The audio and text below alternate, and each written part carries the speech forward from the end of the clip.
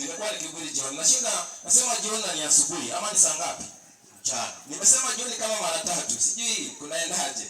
Siku nyingine mnanipatia saa moja asubuhi, nisikuwe nasema jioni. Nachanganya watu, si ndio? Kweli. Nachanganya watu. Kwa hivyo tunaona pale ya kwamba pepo huyu basi tunapomwacha akae katika maisha yetu, huenda tukapata hatari fulani. Maana Biblia inasema kwamba pepo huyu basi atakufanya kuwa nyumba yake. Anakuita nyumba yake. Wapenda, pepo asikuite nyumba yake. Maana anapokuita nyumba yake, utaweza kumfaa Mungu Mwokozi wako. Sisi tumeteuliwa kama kanisa teule ili kwamba tunapoangalia na wenzetu ambao hawajaweza kujua ukweli, waweze kuona mwangaza wa Yesu Kristo, ili kwamba waweze kuvuta karibu naye na daima dawamu waishi katika njia ambayo inafaa na hatimaye waweze kurithi ufalme wa Mungu. Wapendwa, na kusii siku ya leo, wewe kama uko na pepo ambayo anakusumbua katika maisha yako, ni nafasi njema ya kutafakari maisha yako ili uweze kufanya uamuzi wa kubusara. Mara nyingi tunaposema ufanye uamuzi wa kubusara, hauhitaji kuangalia mke wako, hauhitaji kuangalia mume wako, hauhitaji kuangalia wazazi wako kama mtoto. Ni wewe peke yako, maana wewe ndiwe Mungu anatafuta. Mara nyingine Biblia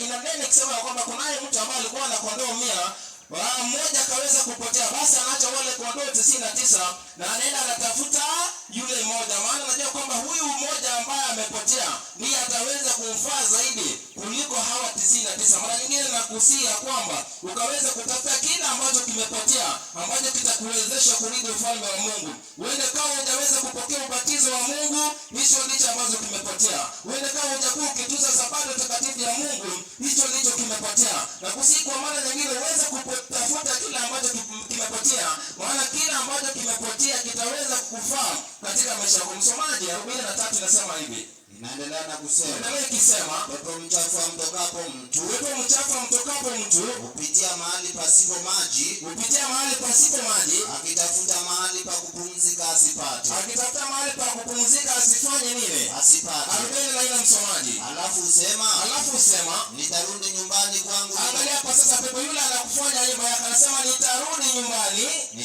nyumbani kwangu, ambaye ni mimi na wewe.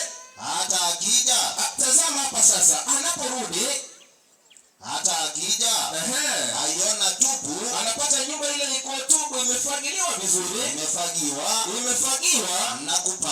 na kupambwa vizuri. Mara huenda achapo msomaji kwamba anaporudi sasa, maana Kristo alimfukuza. Kuna pepo ambayo ilikuwa naye Kristo akaweza kumfukuza. Mara hii sasa anaporudi, anapata kwamba nyumba ile imefagiliwa vizuri, nyumba ile iko tupu, nyumba ile it has not been occupied. Kwa lugha nyingine, nyumba ile iko tupu, it is empty and swept and garnished. Yani kwa mara nyingine ni kwamba hii nyumba itaweza kufanya nini? Kuna jambo litaweza kufanyika, maana iko tupu. Anarudi anapata kwamba iko nini? Iko namna gani?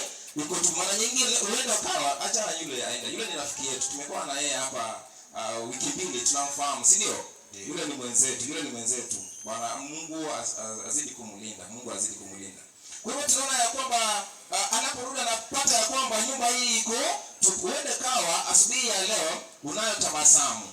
Uende kawa asubuhi ya leo umevalia vizuri, kama ni tai umefunga vizuri. Uende kawa asubuhi ya leo ninapokuangalia sioni jambo lolote katika maisha yako. Lakini mpenda, ningependa wewe ukaweze kutafakari. Kuna wengi ambao wanatabasamu kwa kuangalia, lakini ndani yao ni watubu. Kuna wengi ambao unapoangalia kwa nje sema kwamba huyu hakika ako sawa, lakini ndani yake kunao changamoto, maana wana upweke fulani, kuna utupu fulani ndani yao. Wapendwa, si vyema uweze kuishi ukiwa mtupu. Kuna jambo ambalo unahitaji kulifanya ili ukaweze kukamilika. Mungu hajaweza kutuumba tuweze kuishi kwa namna ya upweke. Kwa hivyo Kristo anakuja siku ya leo ukaweze kutekeleza jambo fulani katika maisha yako ili usiweze kuwa mtupu katika maisha yako. Maana Biblia Paulo ananena kusema kwamba amesulubishwa pamoja na Kristo, bali si yeye anaishi, lakini Kristo ambaye ako ndani yake. Wapendwa, wakati ambapo tutakaribisha Kristo katika maisha yetu, atatupigania katika maisha haya. Haitakuwa sisi tena ambao tunapigana katika maisha haya. Huenda kuna changamoto ambazo unapitia katika maisha yako,